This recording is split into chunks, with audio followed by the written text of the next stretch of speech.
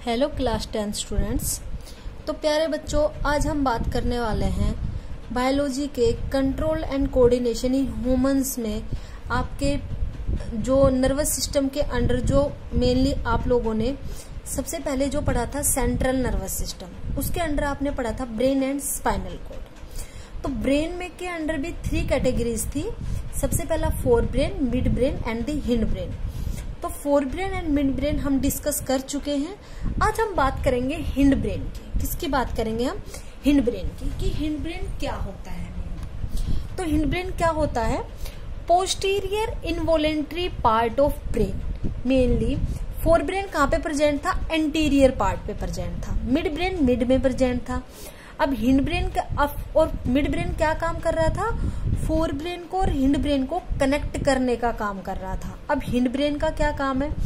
Posterior मतलब बाद में जो पाया जाए, involuntary part of brain. Posterior involuntary part है ब्रेन का। इनवॉलेंट्री का मतलब क्या हुआ? जो अपनी विल के अकॉर्डिंग ना हो, जो काम अपनी विश अपनी विल के अकॉर्डिंग ना हो। ओके, तो हिंड ब्रेन के भी अब 3 पार्ट्स है।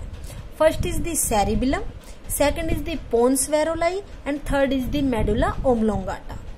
आज हम बात करते हैं तीनों पार्ट्स की और उसके आगे फर्दर पार्ट्स की। तो सबसे पहले हम बात करते हैं सेरिबेलम की, कि सेरिबेलम क्या होता है और मेनली ये कहाँ प्रेजेंट होता है। Second largest part of the brain and the first largest part of the brain is cerebrum and second is the cerebellum.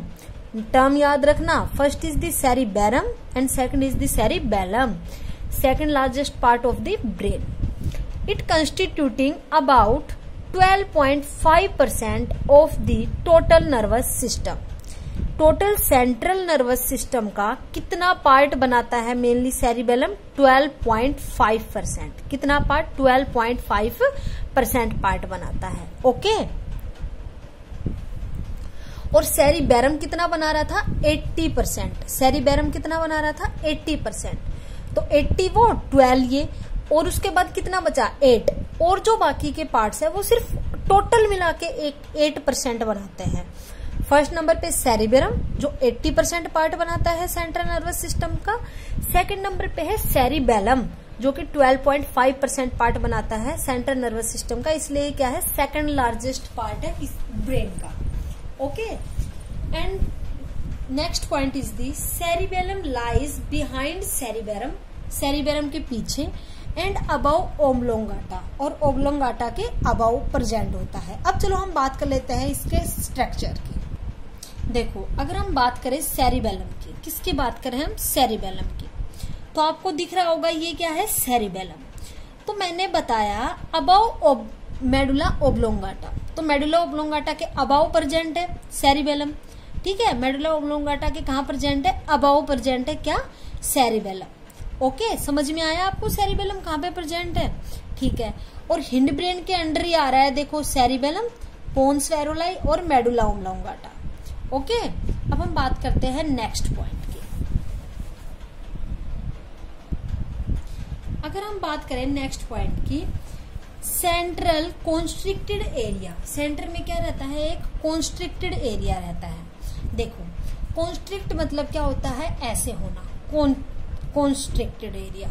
ठीक है, इज द वर्मिस, वर्मिस बोलेंगे, एंड द लेटरल विंग्स और lobes are called cerebellar hemisphere. जो central area है, constricted area है, उसको हम क्या बोलेंगे? वर्मिस। सेरिबेलम में ही बता रहे हैं हम लोग। एंड द लेटरल विंग्स और lobes are the cerebellar hemisphere. जो लेटरल विंग्स है और लोब्स है उनको हम क्या बोलेंगे? Cerebellar hemisphere. अगर आप सेरिबेलम का स्ट्रक्चर देखोगे तो आपको बटरफ्लाई लाइक स्ट्रक्चर दिखाई देगा। कैसा? बटरफ्लाई शेप्ड स्ट्रक्चर दिखाई देगा सेरिबेलम का। ओके, तो आप एक बटरफ्लाई को इमेजिन करो और उसमें देखो कि जो सेंट्रल एरिया है उसको हम लोग क्या बोलेंगे? कॉन्स्ट्रिक्टेड एरिया है, उसको हम क्या बोलेंगे? वर्मिस। और जो लेटरल साइड एरिया है, लेटरल जो लोब्स है या विंग्स है, उसको हम क्या बोलेंगे? Cerebellar hemisphere. क्योंकि इसका स्ट्रक्चर कैसा होता है? बटरफ्लाई शेप्ड का होता है। कैसा होता है? बटरफ्लाई शेप्ड का होता है। इसलिए आप बटरफ्लाई को इमेजिन करके इसका स्ट्रक्चर आराम से याद कर सकते हो। ठीक है, the superficial layer of the cerebellum जो सुपरफिशियल लेयर है सेरिबेलम की, सुपरफिशियल का मतलब है जो ऊपर की साइड पाई जाए, आउटर सरफेस, सुपरफिशियल जो सबसे ज्यादा सुपर हो उसमें, ठीक है। कोल्ड दी सेरिबेलर कॉर्टेक्स, उसको हम क्या बोलेंगे, सेरिबेलर कॉर्टेक्स। जैसे मैंने आपको टर्म दी थी ना कॉर्टेक्स एंड मेडुला, तो कॉर्टेक्स बाहर वाला एरिया था, मेडुला अंदर वाला एरिया था। ऐसे ही जो सुपरफिशियल लेयर है सेरिबेलम की, मतलब ऊपर वाली लेयर है जो सेरिबेलम की, उसको हम क्या टर्म दे रहे हैं, सेरिबेलर कॉर्टेक्स। क्या टर्म दे रहे हैं, cerebellar cortex. Consisting of grey matter, किससे होती है, मेनली ग्रे मैटर से। मैंने आपको बताया था बाहर की साइड कौन सा मैटर था, ग्रे मैटर, अंदर की साइड व्हाइट मैटर। तो वही बात यहाँ पे है, जो आउटर है, जो सुपरफिशियल लेयर है सेरिबेलम की, जिसको आपने सेरिबेलर कॉर्टेक्स टर्म दी है, उसमें क्या होता है, ग्रे मैटर। उसमें मेनली क्या होता है, grey matter. Inside the grey matter, अब ग्रे मैटर के अंदर the tracts of white matter, tracts of white matter are present, called arbor vitae. उसको आप क्या बोलोगे, आर्बर विटे। आपने टर्म यहाँ पे अलग दे दी। बाहर की साइड जो सुपरफिशियल लेयर है उसको आपने सेरिबेलम में नाम दिया cerebellar hemisphere, sorry cerebellar cortex. और जो उसके अंदर की साइड जो है जिसमें व्हाइट मैटर प्रेजेंट है, उसको आपने नाम दी आर्बर विटे। क्या टर्म दी, आर्बर विटे। अब हम नेक्स्ट बात करते हैं, cerebellum coordinates muscular activity of the body. आपकी जितनी भी मस्कुलर एक्टिविटीज है, जो भी आप मसल्स के थ्रू करते हो, उन सबको कौन कोऑर्डिनेट करता है, कौन कंट्रोल करता है, सेरिबेलम। कौन करता है, cerebellum. It also maintains equilibrium, maintain करता है इक्विलिब्रियम और posture of the body, posture of the body. Body के पोस्चर को क्या करता है, मेनली मेंटेन करता है, रेगुलेट करता है। कब कब, एज ड्यूरिंग, जब स्ट्रेट वॉकिंग, जब आप स्ट्रेट वॉकिंग करते हो, राइडिंग अ बाईसाइकिल, जब आप एक साइकिल पे राइड करते हो, जंपिंग, जब आप जंप करते हो, लिफ्टिंग एंड कैचिंग, जब आप लोग ये एक्टिविटीज करते हो, इनके दौरान आपके बॉडी पोस्चर को मेंटेन कौन करता है, सेरिबेलम। कौन करता है, सेरिबेलम। तो ये क्या था, सेरिबेलम का फंक्शन था। अब हम बात करते हैं पोन्स वेरोलाई की। किसकी बात करते हैं हम, पोन्स वेरोलाई की। तो अगर हम बात करें पोन्स वेरोलाई की, lies directly superior to the medulla and anterior to the cerebellum. मतलब मेडुला मतलब superior to the medulla means कि मेडुला के जस्ट ऊपर प्रेजेंट होगा, and anterior to the cerebellum, और एंटीरियर मतलब सेरिबेलम के आगे प्रेजेंट होगा। देखो जैसे कि आप इसमें अगर देखो इस एरिया में, तो देखो आपको दिख रहा होगा कि देखो ये पोन्स है, तो मेडुला के तो जस्ट ऊपर है पोन्स वेरोलाई, ठीक है। तो ये तो क्या हुआ, सुपीरियर टू द मेडुला, और सेरिबेलम के जस्ट एंटीरियर। अब देखो कोई भी मान लो ये फंक्शनल वर्ड ले लिया मैंने, तो इसका एंटीरियर पोर्शन ये होगा, और ये कौन सा पोर्शन होगा, इसका पोस्टीरियर पोर्शन। तो सेरिबेलम के जस्ट एंटीरियर प्रेजेंट है क्या, पोन्स। क्या प्रेजेंट है, पोन्स वेरोलाई प्रेजेंट है। आया समझ में। तो यही दे रखा है, lies directly superior to the medulla oblongata and anterior to the cerebellum. क्या है, पोन्स वेरोलाई की लोकेशन है। Next, pons serve as a bridge between the midbrain and the medulla oblongata. Pons varolii किसकी तरह work करती है, as a bridge, पुल की तरह, बिटवीन दी मिड ब्रेन के बीच के एंड दी मेडुला ओब्लोंगाटा के बीच में। किस किस के बीच में, mid brain and the medulla oblongata के बीच में एज ए ब्रिज का काम करता है कौन, pons varolii. Next, pons also contains the nuclei. Pons mainly किसको कंटेन करके रखते हैं, न्यूक्लियाई को, एंड फाइबर्स ऑफ नर्व्स, और नर्व फाइबर्स को भी, that serve eye muscle control, जो मेनली किसको कंट्रोल करता है, आई मसल्स को, फेशियल मसल स्ट्रेंथ को, फेशियल मसल स्ट्रेंथ को भी कंट्रोल करता है। मेनली क्या है, जो पोन्स वेरोलाई है उसमें न्यूक्लियस प्रेजेंट होता है और नर्व फाइबर्स प्रेजेंट होते हैं, जो कि मेनली आई मसल के कंट्रोल, आई मसल कंट्रोल को भी क्या करती है, आई की मसल्स को कंट्रोल करती है, और फेशियल मसल को स्ट्रेंथ प्रोवाइड कराती है। Okay, it also possesses pneumotaxis area. This word is so important, pneumotaxis area. It also poses pneumotaxis area of respiratory center. ये मेनली किसको पोजेस करती है, किसको कंटेन करती है, न्यूमोटैक्सिस एरिया ऑफ रेस्पिरेटरी सेंटर को क्या करती है, ये मेनली कंटेन करता है कौन, pons varolii. Next is the medulla oblongata. किसके बारे में बात करेंगे हम, medulla oblongata. Hindermost part of the brain, मतलब सबसे बाद में पाया जाने वाला पार्ट है ब्रेन का. विच लाइज बिलो सेरिबेलम, सेरिबेलम के क्या है, नीचे है, और हिंडर मोस्ट पार्ट है ब्रेन का. फॉर एग्जाम्पल आप यहाँ पे देखो, ये क्या है, मेडुला. तो सारे पार्ट ऊपर है, सबसे इंडरमोस्ट पार्ट क्या है, मेडुला ब्रेन का. और सेरिबेलम के क्या है, जस्ट बिलो है. सेरिबेलम यहाँ पे है तो इसके जस्ट क्या है, बिलो है क्या, मेडुला ओब्लोंगाटा. आया समझ में, मेडुला ओब्लोंगाटा कहाँ प्रेजेंट है, hindermost part of the brain which lies below cerebellum, cerebellum के जस्ट बिलो, जस्ट नीचे प्रेजेंट है. It continues behind into spinal cord. अब इसके नीचे स्पाइनल कॉर्ड भी गया हुआ है, तो इट कंटिन्यूज है बिहाइंड इनटू स्पाइनल कॉर्ड में.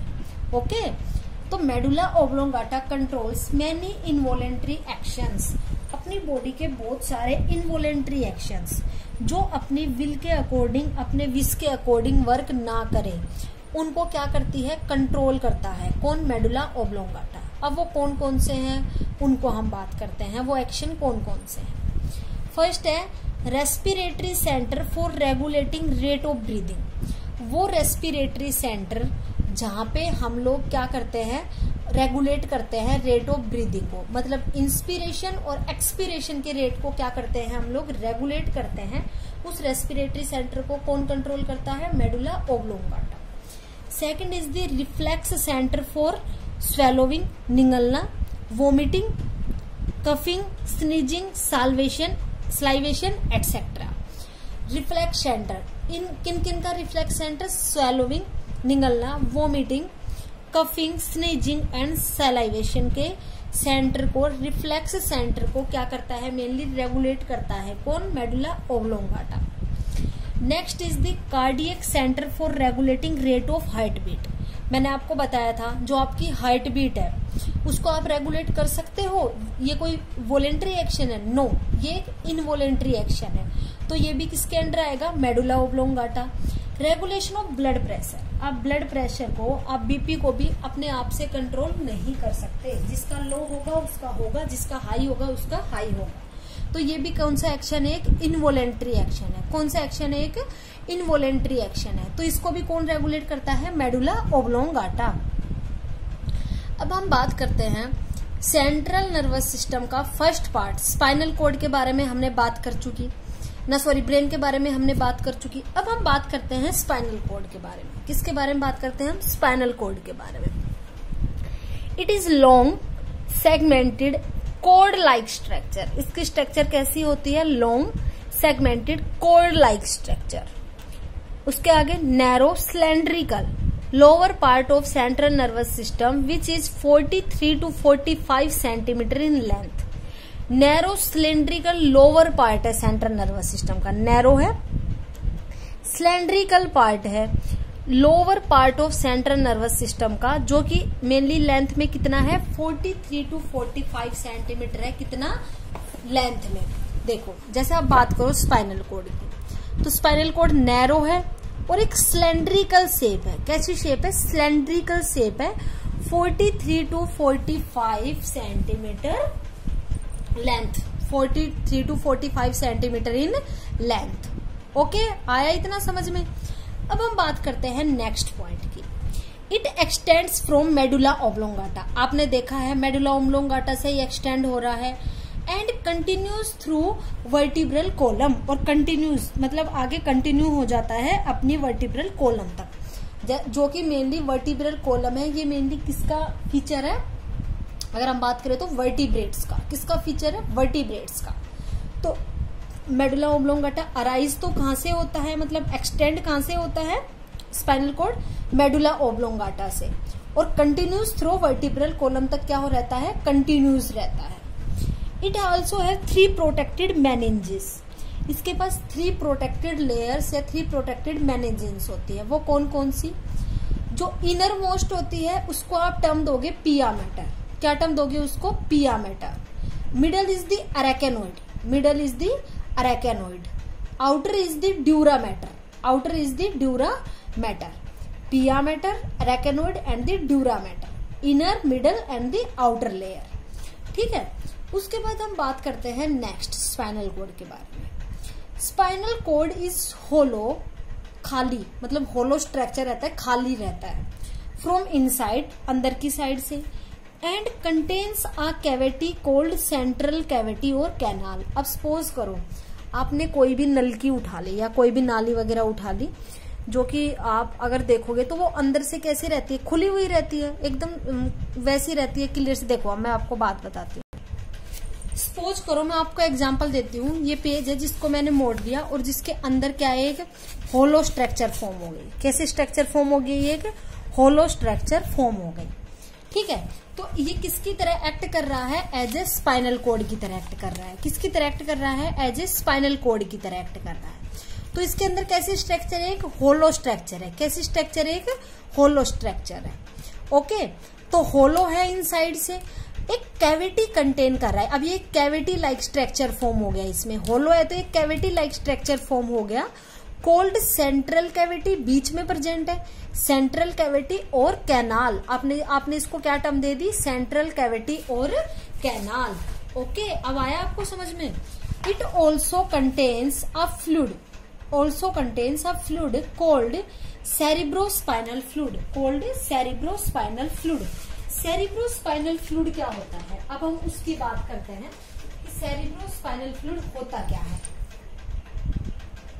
हम बात कर रहे हैं सेरिब्रोस्पाइनल फ्लूइड होता क्या है, उसकी हम बात करें तो it is clear colourless slightly alkaline fluid. कैसा होता है, क्लियर कलरलेस, मतलब जिसका कोई कलर ना हो।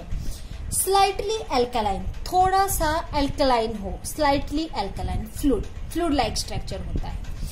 That occurs in the ventricles of brain, किसमें होता है, mainly ventricles of the brain, brain की वेंट्रिकल्स में। Central canal of spinal cord, जैसे अभी हमने बात की है सेंट्रल कैनाल या सेंट्रल कैविटी, वहां पे क्या प्रेजेंट होता है, स्पाइनल कॉर्ड के वहां पे सेरिब्रोस्पाइनल फ्लूइड। एंड सब अरेकेनोइड स्पेस अराउंड द टू, और जो सब अरेकेनोइड स्पेस होता है उनके बीच में क्या प्रेजेंट होता है, सेरिब्रोस्पाइनल फ्लूइड। अब हम बात करें what is the meaning of ventricles of brain. अगर आप बात करो ब्रेन के वेंट्रिकल्स के बारे में, ठीक है, तो देखो वेंट्रिकल्स क्या होती है उसके बारे में हम बात करें। जैसे देखो दिस डायग्राम, तो आपको इस डायग्राम में नजर आ रहा होगा, देखो ऐसे ये जो स्ट्रक्चर बन रहा है, ऐसे ये ट्यूब लाइक एक स्ट्रक्चर बन रहा है, ये क्या है, वेंट्रिकल है। क्या है ब्रेन का, मेनली ये वेंट्रिकल है। क्या है ब्रेन का, वेंट्रिकल है। इनको ही हम टर्म देते हैं वेंट्रिकल। क्या टर्म देते हैं इसको हम, वेंट्रिकल। ठीक है, तो ये वेंट्रिकल्स है जिनमें क्या प्रेजेंट होता है, मेनली सेरिब्रोस्पाइनल फ्लूइड प्रेजेंट होता है। क्या प्रेजेंट होता है, सेरिब्रोस्पाइनल फ्लूइड प्रेजेंट होता है। ओके, और central canal of spinal cord में भी होता है present.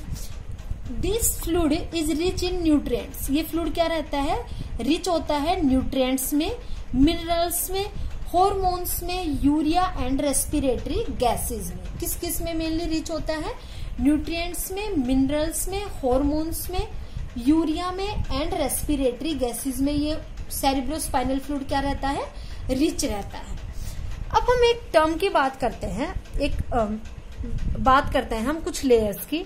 How are nervous organs protected, जो नर्वस ऑर्गन्स है वो कैसे प्रोटेक्टेड रहते हैं, ये एक अलग से पार्ट है। ठीक है, ये स्पाइनल कॉर्ड में नहीं आएगा, ये एक अलग से पार्ट है जो अभी मैं आपको एक बता रही हूँ कि कौन कौन सी ऐसी लेयर्स, कौन कौन से ऐसे ऑर्गन्स होते हैं जो मेनली अपने ब्रेन को क्या करते हैं, प्रोटेक्ट करते हैं, अपने सेंट्रल नर्वस सिस्टम मेनली अपने ब्रेन और स्पाइनल कॉर्ड को प्रोटेक्ट करते हैं। तो ये पार्ट क्या है, थोड़ा अलग से है।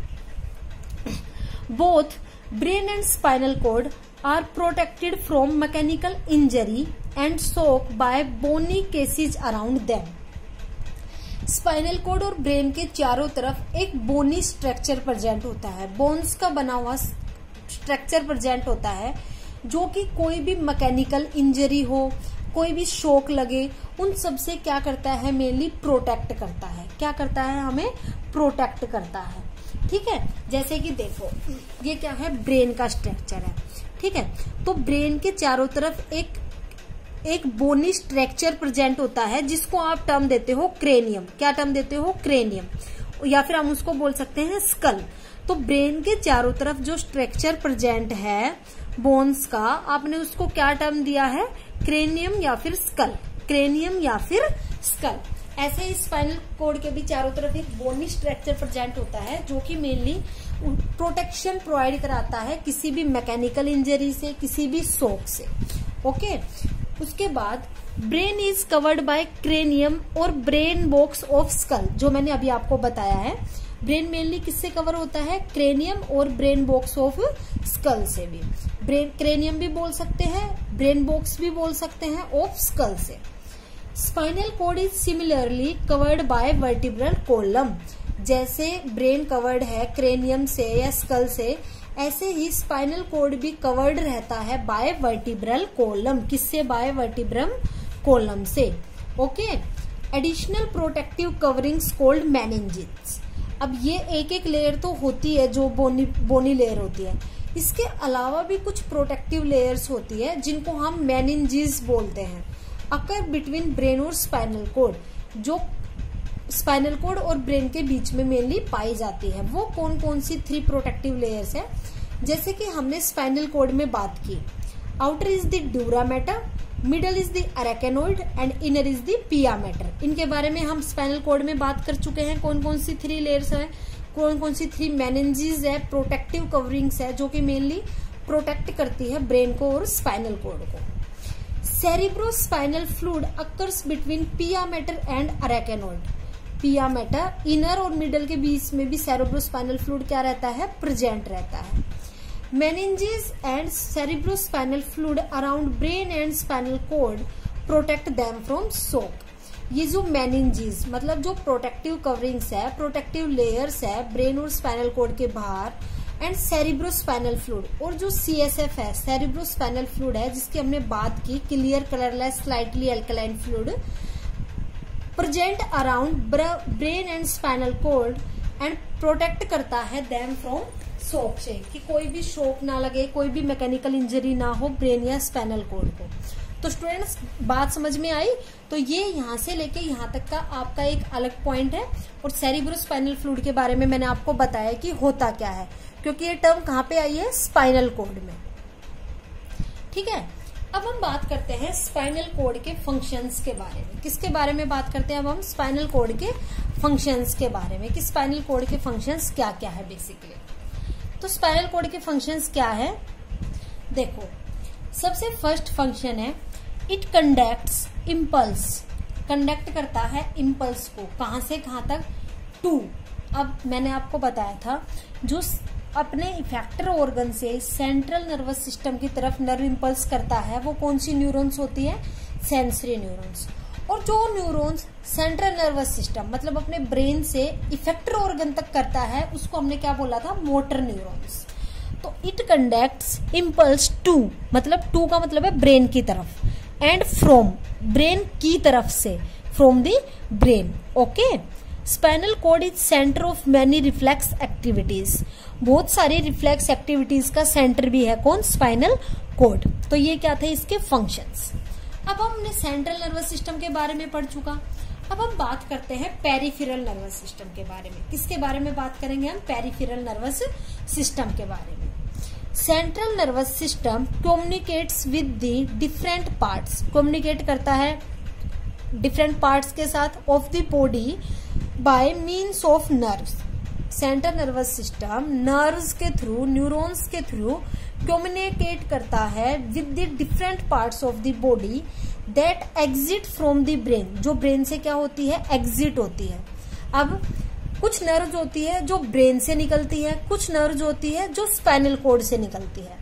तो जो नर्व्स ब्रेन से निकलेंगी, जो न्यूरॉन्स ब्रेन से अराइज होंगी, उनको हम टर्म देंगे क्रेनियल नर्व्स। क्या टर्म देंगे, cranial nerves.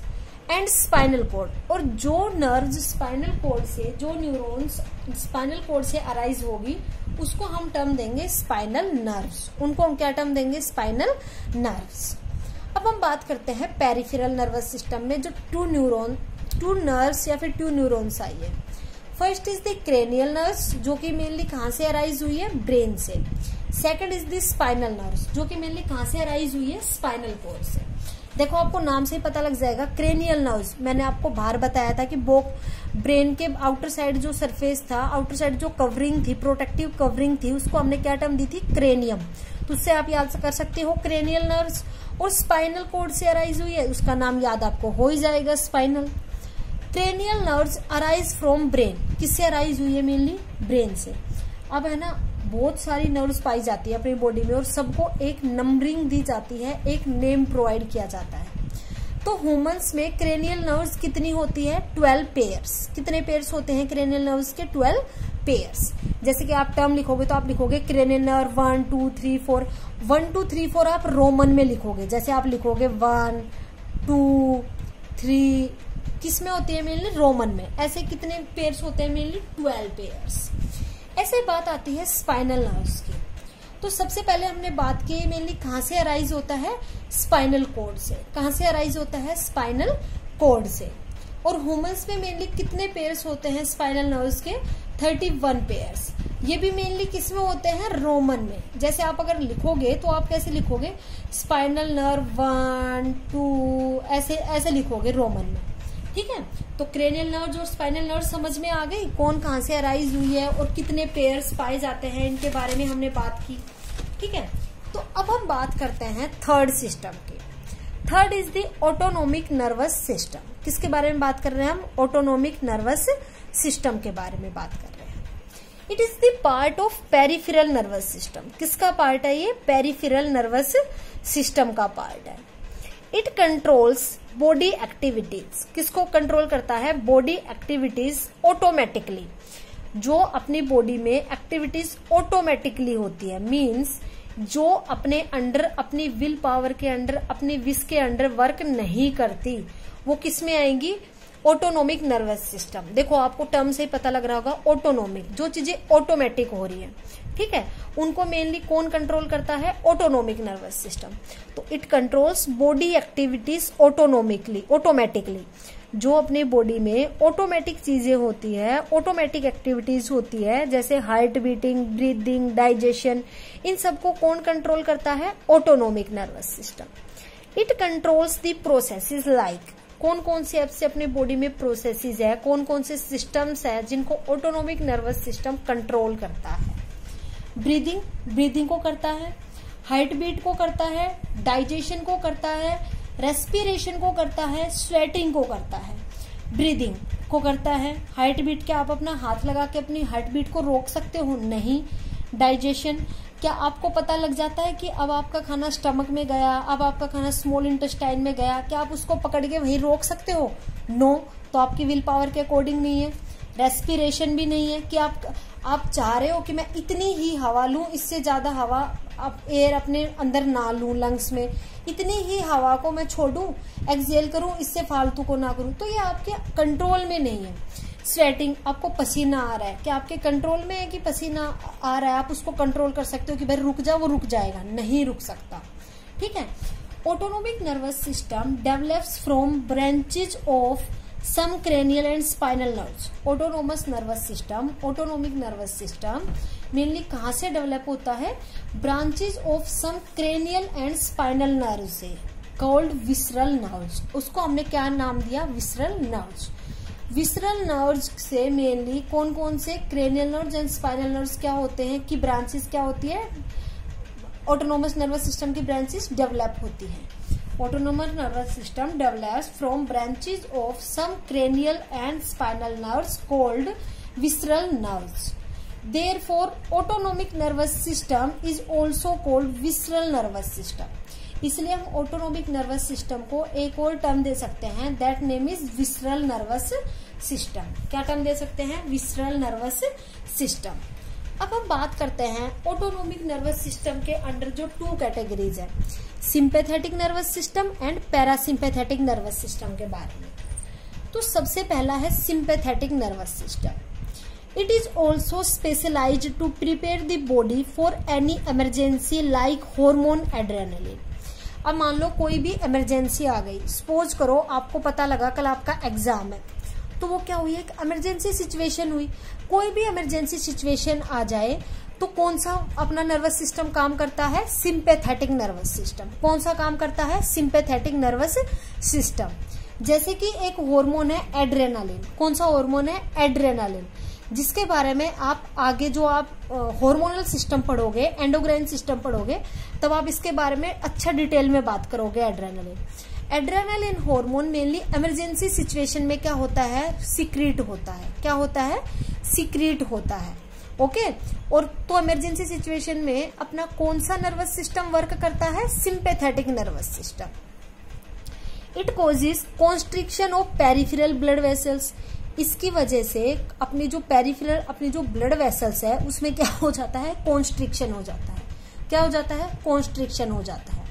Increased blood supply to heart. जैसे कि सपोज करो आपको कोई ऐसी इमरजेंसी आ गई, या फिर आपको मान लो कोई भी कुछ भी इमरजेंसी लगा लो, बहुत सारे टाइप की घर में इमरजेंसी कंडीशंस होती है। मान लो ठीक है, आपका एग्जाम है, मान लो आपको अचानक से पता लगा आपका सरप्राइज टेस्ट है, तो एकदम इमरजेंसी आ गई, तो आपकी जो हार्ट बीट है वो तेजी से धड़कने लगेगी, ज्यादा तेज आपका हार्ट बीट होने लगेगी। तो हार्ट बीट ज्यादा हुई तो उसमें ब्लड सप्लाई भी ज्यादा होगी हार्ट में, तो क्या होगा, increased blood supply to heart. Emergency condition में क्या हुआ, ब्लड सप्लाई इंक्रीज हो गई, इंक्रीज हार्ट बीट इंक्रीज हो गई। हायर ब्रीदिंग रेट, आप तेज तेज सांस लेना जाएगा। Dilation of प्यूपिल etcetera. Dilation of प्यूपिल का मतलब है आपकी आईज में जो ब्लैक है ना, वो क्या है, आपका प्यूपिल। तो आप बार बार उसको डायलेट करोगे, हिलाओगे, ऐसा करोगे। ठीक है, ये सारी किसकी कंडीशन है, इमरजेंसी की कंडीशन है। और ये कब रिलीज होता है, मेनली सिंपैथेटिक नर्वस सिस्टम जब अपना वर्क करता है, किसके अंडर वर्क करता है, इमरजेंसी कंडीशंस के अंडर वर्क करता है। Second is the parasympathetic nervous system. क्या है, parasympathetic nervous system. Organs are influenced by the secretion of neurotransmitter. Organs mainly influenced होते हैं by the secretion of neurotransmitter। और कौन सा न्यूरोट्रांसमीटर, एसिटाइल कोलिन। कौन सा न्यूरोट्रांसमीटर होगा, एसिटाइल कोलिन न्यूरोट्रांसमीटर से। अब देखो, जो वर्क सिंपैथेटिक नर्वस सिस्टम में हो रहा था, इमरजेंसी कंडीशन में हो रहा था, उससे जस्ट अपोजिट किसमें होगा, पैरासिम्पैथेटिक नर्वस सिस्टम में। उसके जस्ट अपोजिट किसमें होगा, पैरासिम्पैथेटिक नर्वस सिस्टम में। तो ये कब था, इमरजेंसी कंडीशन में। और ये कब होगा, हैप्पीनेस कंडीशन में, जब आप हैप्पी होगे, आप नॉर्मल रहोगे तब। ठीक है, तो इसमें मेनली क्या क्या होगा, it reduces heartbeat. Heartbeat को रिड्यूस करेगा, मतलब इतना तेजी से नहीं धड़केगा। ठीक है, रिड्यूस ब्लड प्रेशर भी कम हो जाएगा। डायलेट्स पेरिफेरल ब्लड वेसल्स, मतलब जो पेरिफेरल ब्लड वेसल्स थी जहां पे उनमें कॉन्स्ट्रिक्शन आ रहा था, अब वहां पे कॉन्स्ट्रिक्शन ना आके डायलेट होंगी। डायलेट मतलब उनका डायमीटर इंक्रीज हो जाएगा। कॉन्स्ट्रिक्ट्स प्यूपिल को आप तब डायलेट कर रहे थे, अब डायलेट ना होके क्या हो जाएगी, कॉन्स्ट्रिक्ट हो जाएगी। स्टिमुलेट्स एक्सक्रीशन को क्या करेगा, स्टिमुलेट करेगा। ठीक है, तो जो काम सिंपैथेटिक नर्वस सिस्टम में होता है उससे just opposite parasympathetic nervous system में होता है। मतलब दोनों के फंक्शंस क्या है, अपोजिट है। देखो, जैसे अब हम एक बात करते हैं एक चार्ट के थ्रू।